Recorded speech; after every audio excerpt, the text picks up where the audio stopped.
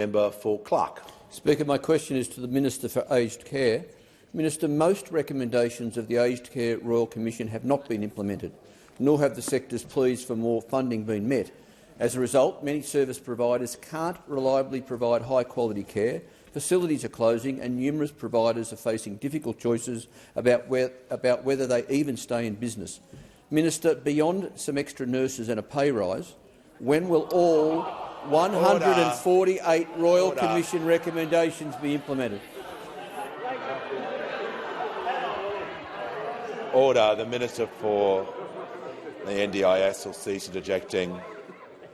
It's far too much. Order. There was far too much noise at the conclusion of that question. Give the call to the Minister for Aged Care and Sport. Yeah. I thank the member for Clark for his question. And like him, the Albanese Labor government has always recognised the steep challenges that face the aged care industry in this country, and we've never shied away from the scale of the response required. And I would argue that we have acted urgently in the first 12 months to address the scale of the crisis that we have confronted. And that is why I travelled to the member's home state of Tasmania earlier in this year to listen to the workers and the residents and the facility managers on the ground to 8 different facilities across Tasmania to hear their experiences and their ideas about how we address these problems and how we address them urgently. And I would argue that we have. A historic $36 billion funding injection in the budget is something the scale of which has not been seen in this parliament on aged care, and I think that that's important and meritorious. Also, this budget, that is only 3 weeks old, directly addressed 46 of the Royal Commission recommendations. 44. And that means that in our first 12 months in government, of the 148 recommendations, we've now addressed 69, which is almost half. And I accept there's a long way to go, and I've never shied away from the fact that we do have much more to do.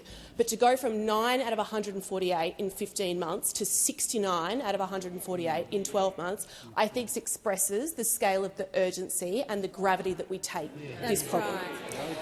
Now, to your point about providers facing difficult choices about staying open or closed, I direct you to Catholic Health, the Chief Executive, Pat Garcia.